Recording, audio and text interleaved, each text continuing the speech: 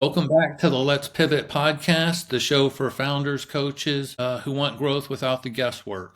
And we talk about systems that drive predictable growth. Today we're meeting with Mr. Keith Willis. Keith, how you doing today? I'm doing pretty good, Chuck. Thanks for having me on. Yeah, thanks for coming on. I'm very excited to get to know you a little bit and hear some of your story. So, first off, you want to tell us a little bit about you and kind of what got you to this point? Sure.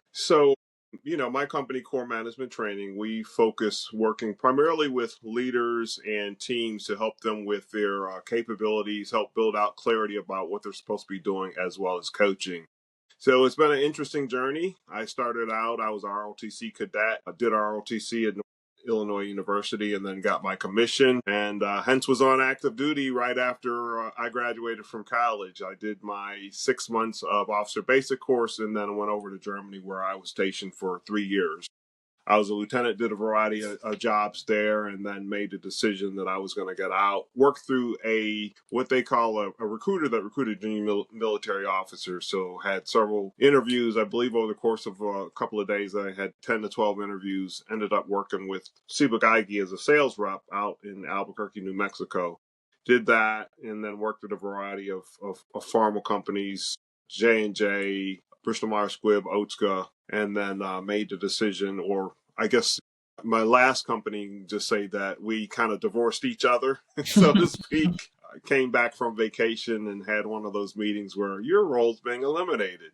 Hmm. At that point, made a decision that I was going to go out on my own and start my own company. So that's how we landed and ended up with Core Management Training. Okay, I like it. And how does your military leadership that I'm a Marine veteran myself, I was enlisted, so, but definitely the discipline of the military and kind of the boxes, right? Everything's laid out for down to, for the Marine Corps, it was down to how to stand properly, right? Position of attention. How did that detail and that sort of bleed over into what you do now? I would say one of the differences between, to some degree, for enlisted and officers, as an officer, you're in charge and you kind of have your own schedule. I ran a shop and had responsibility for the unit's mission in one of my roles. I was also the S1 where I did a lot of the admin. The battalion I was in had about 800 soldiers or so. So to get things done, you have to be fairly well organized. You need to know what needs to happen. I do know that one of the perceptions around the military is that you just give orders and people do what you say. And it just doesn't work that way. I remember kind of pulling rank on a PFC that was responsible for weapons. And, he was not happy. And from that time on, he would call me lieutenant. He would never call me sir.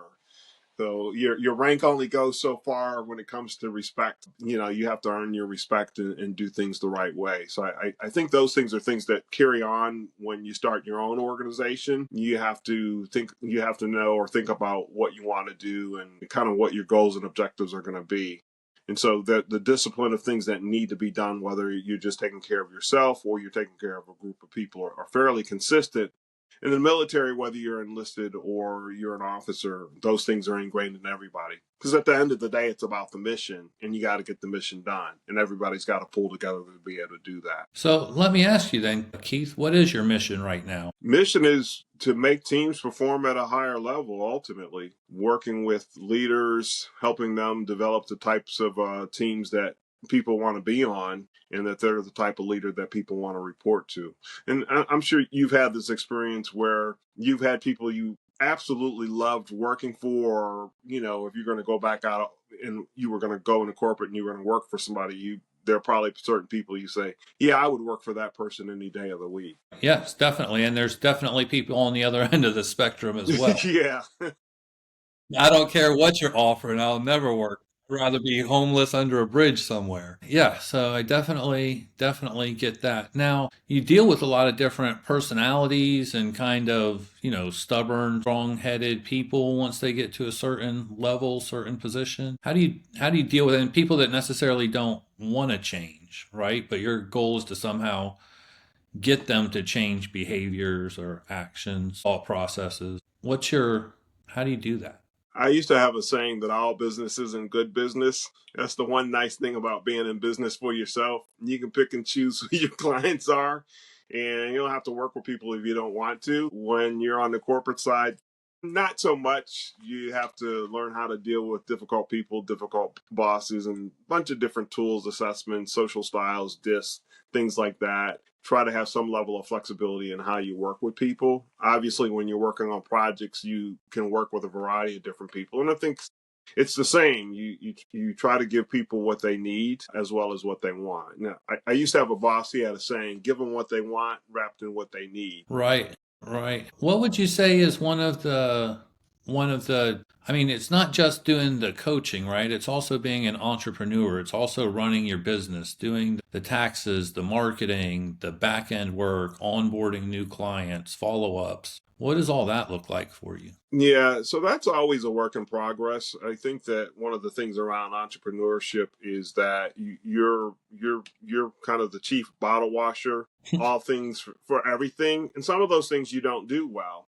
And like a lot of people, you start out bootstrapping and doing what you can, and sometimes you just have to get help. You have to get VAs or get people to kind of help you with that. I know with the age of AI has been helpful in being able to streamline some of those things. But I think even then, that's a tool. So you have to learn how to utilize that. So, for example, you're going to send out, let's just say I'm going to do an email campaign or something like that, and I drop into Apollo. And you have an option. You can use AI to help write that email for you, but that email may not be what you need or what you like. And so you have to figure out, how do I modify that? Can I use ChatGPT or Claude or another AI tool to help modify that? Can I create it or get it in a way where it sounds like my voice? So you can use these tools and things, but you have to figure out how to use it in a way that makes sense. It's very easy for people to just use the tool, and then when that happens, everything that everybody's doing looks and feels the same. I'm sure you've been out on LinkedIn or other social media and seen posts, and it's clear that was written by Chat GBT or whatever. Same thing if you get emails from companies at times, you can tell at times that that was written by AI. So you have to learn how to modify some of those tools to streamline and do some of the automation work. Figure out how to use them practically in a way that's going to help you run your business. Right. I completely agree with that. I completely. And it sounds like you've been dabbling with them, playing around a little bit with the different tools and stuff. Have you found Yeah, something that works? so it's trial and error.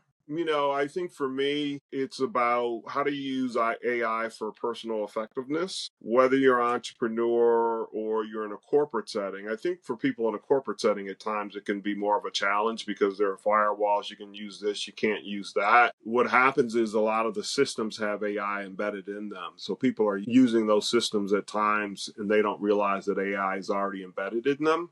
But its broader question is, how do I use AI in a way where it helps my personal effectiveness, whether it be the plan? And it's more than just sending emails. AI can be a thought partner for you where you're trying to build out a strategy or those type of things. I think the thing to understand is that what AI is it recognizes patterns. So how do you get it to recognize my patterns of behavior in a way that I can make it work for me? So whether it be my voice, how I think, how I plan, how I prepare, it can help you do all of those things. But in a sense, you have to spend some time trying to educate it. I like to, yeah, I say I dabble in it. It's probably a little bit more than dabbling because I've been involved in the boot camp, the last several weeks, which has been very helpful. A lot of practical application. So I think what happens is that you begin to build this curve of effectiveness, and I don't realize it, but I'm getting more done now than I did even a couple of months ago by applying some of those tools, strategies, and tactics. Okay. Okay. And I mean, obviously, I think I agree with you. I believe that is going to continue to grow and being on top of it. I don't think it's going to replace people, but using it to make people more effective and more efficient, I think is definitely the direction, hopefully, that it's headed. Yeah, hopefully, and I think so. I think you find people in a couple of camps, those that have embraced it and those that haven't. And you can spend a lot of time worrying that it might replace you, and it might. I mean, there's some things that the technology does that I've had a thought where, wow, that thing that I used to do may not be that important. Well, you got to figure out using AI to figure out, well, how do I make myself more valuable when I'm sitting in front of a client, when I'm doing some consulting, or am I, and I'm doing something, how do I increase my value? And that's a tool that you can use to increase your value. If you sit on the sideline and wonder if I that this might take my job, well, if you don't prove your skill set, yeah, it's going to take your job, because there's half a dozen other consultants out there that do what you do, plus these six other things, because they figured out how to have AI help them accelerate that and amplify it. Right, right. Exactly, exactly. So with that, Keith, what's one of the challenges that you had to deal with this last year? Is there certainly has to be hundreds of challenges for the business, and entrepreneurship in general is not typically a smooth, easy path. So, is there something you can share with us? Yeah, I would say, like a lot of entrepreneurs and consultants, it's, I guess, the pace of the business. At times you are focused on delivery. You got a lot, and sometimes when you're trying to deliver, you're not doing as much business development. So, really one of the big areas of focus is,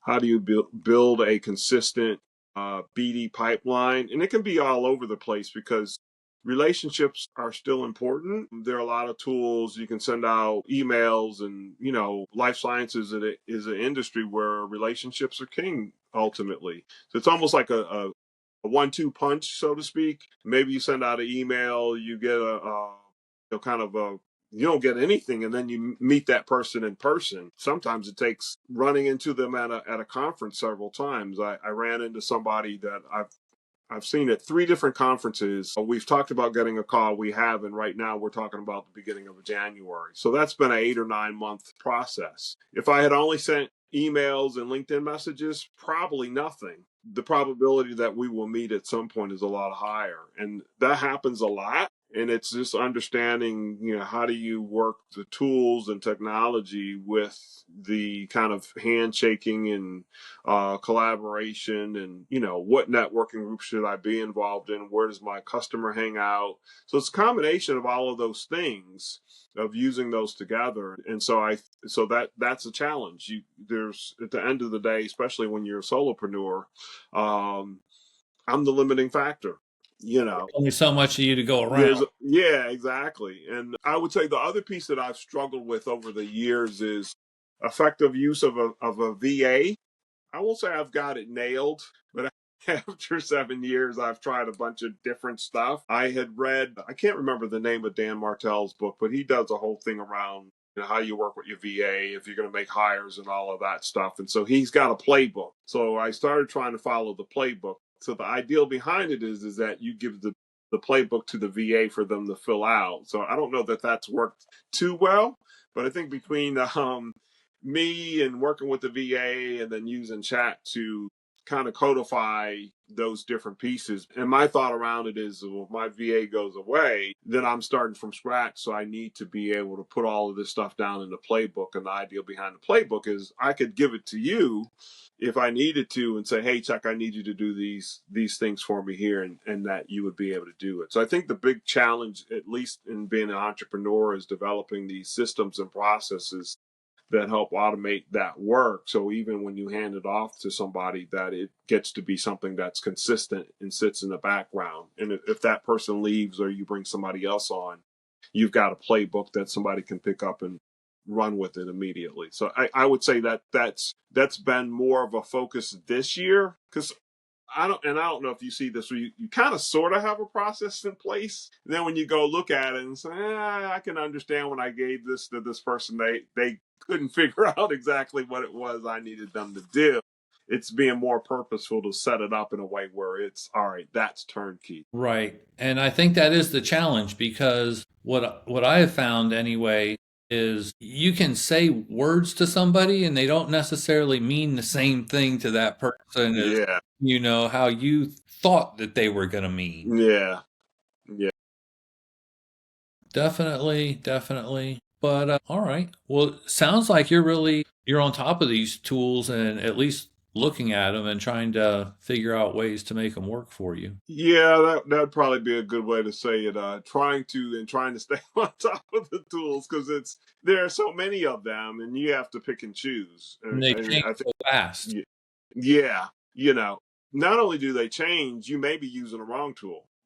Sometimes these pieces are all over the place in regards to, you start using a tool one day and then you figure out 3 or 4 months later that maybe you have a tool that's replaced what that tool was doing, but you're paying for that tool, or you find something that's better and it's more effective. So there's always that dance of what am I using today? And is there something out there that's better that can do more of what I want it to do? Right, right, exactly. Well, Keith, what do you have for 2026? Where are you headed? What are your plans? Yeah, continuing to scale. One of the areas that I'm focused on is how do I begin to, I guess, make money while I sleep? So I've developed, you know, right now I have about 8 e-zines or so around leadership and coaching, change management, those type of things.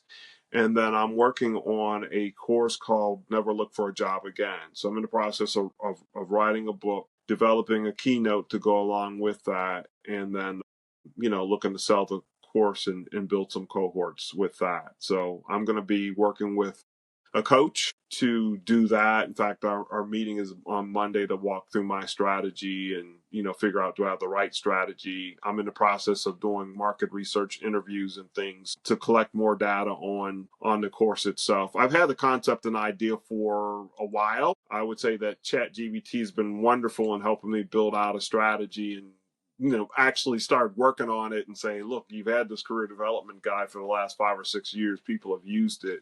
Go ahead and monetize that. So that's the big project. And then figure out whether or not there should be a webinar piece that goes along with that. So it'll be, so those are things that I'm focused on. We'll, be maybe doing webinars around this Never Look for a Job Again, some keynotes around that, and that will help with the beginning part of the pipeline, because ideally these are folks that will get promoted rapidly and become decision makers for some of the larger training solutions and things that I have available for some of these larger corporations. So that's the goal going into 2026. Okay. Nice, ambitious, big plans. I like it. I like it. It definitely sounds like a lot of work. Yeah, things will quiet down here over the next couple of weeks with the holidays and things. So, I've been working diligently. The writing piece I usually craft out about 30 minutes every morning to write the book, and then find time throughout the day to work on the course. And I decided to get a coach this time because I have a fairly good idea of what I want to do, and then I've also talked to other people that have written some books and things and build out a strategy and things. So that'll make it easier. I'm more prepared now than maybe 3 or 4 years ago. I have a better idea of things that I don't know, the process and those things. And then frankly, you get in your own way. I mean, I think one of the things is I call entrepreneurship the ultimate self-development piece, because if you have some issues or things that you don't do well, being an entrepreneur is sure going to find it and drop it right in your face and say, you need to be better at doing that. Bubbles right to the top, doesn't it? It sure does. All right, Keith. Well, I don't want to take up too much more of your time today. I appreciate you coming on the podcast and talking to us.